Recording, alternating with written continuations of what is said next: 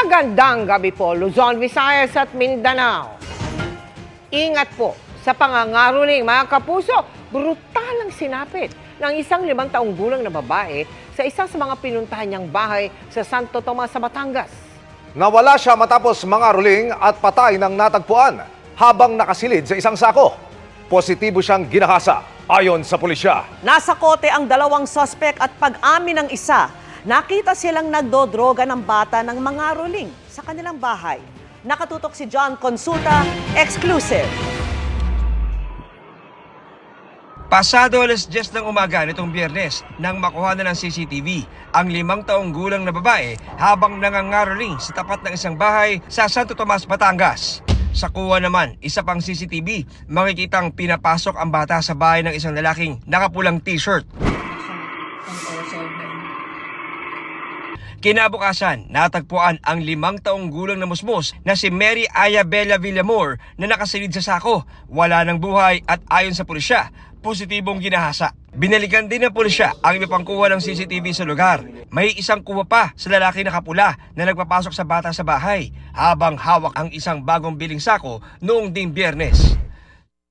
Sa kuwang ito pasado alas 12 ng hating gabi nitong Sabado, nahagip ang paggalaw ng mga halaman. Sinasabing ito ang punto kung kailan inihulog ang sako na naglalaman ng labi ng bata. Ito po ay nagsimula noong December 19 kung saan meron pong 5 taong gulang na batang babae na naiulat na nawawala.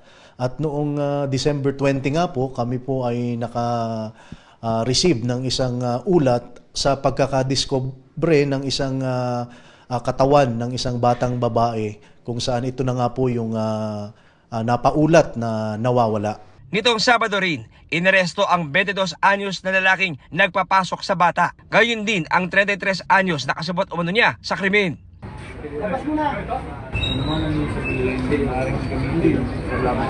Pag-amin ng isang suspect, brutal ang paraan ng pagpatay sa bata na kanila raw kinahasa, inumpog at sinakal. Ano ba ginagawa mo sa loob ng bahay ng mga tayo na yun? Ano ginagawa mo? Gumagamit, sir. Ng... Pagbabawal na gamot. Tapos, ano nangyari? Dumating na po ang punto na doon na po sa taas yung bata, iba na po yung takbo ng utak po namin. Sino po nang gahasa doon sa 5-year-old? Kami pang dalawa, papatay na po yung bata. Tapos po? Saka po yun, doon inumpisahan yung panggagasa. Ginahasa pa rin yung bata? Opo, sir. Kahit napatay na? Opo, sir. Di naman nagbigay ng pahayag ang isa pang suspect. Na-recover sa mga suspect ang ilang sachet ng shabu at drug paraphernalia. Nakuha rin ang tsinelas ng biktima na itinago sa likod ng dingding ng bahay. Sa mismong lugar na aking kinatatayuan, pumwesto ang 5 taong gulang na ating biktima na humarap dito sa gate na to para mangaroling.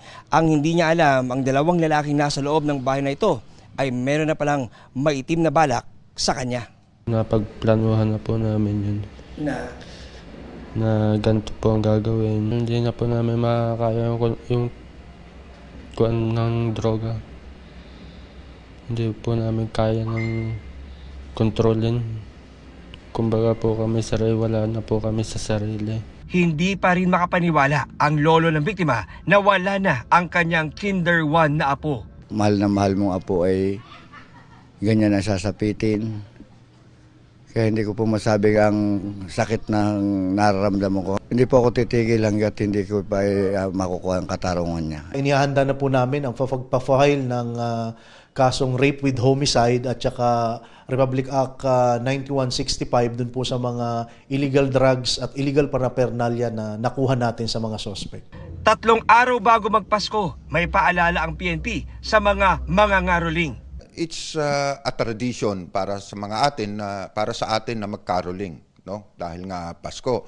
Pero babala lang in paalala doon sa mga magulang na huwag hayaan yung mga anak nila na sila lang yung magkakaroling. Kung hindi man masamahan ng magulang is kung merong mas nakakatandang kapatid itong mga batang ito para masiguro natin na mabantayan at matignan talaga natin na itong mga anak natin. Para sa GMA Integrated News, John Consulta, nakatutok 24 oras.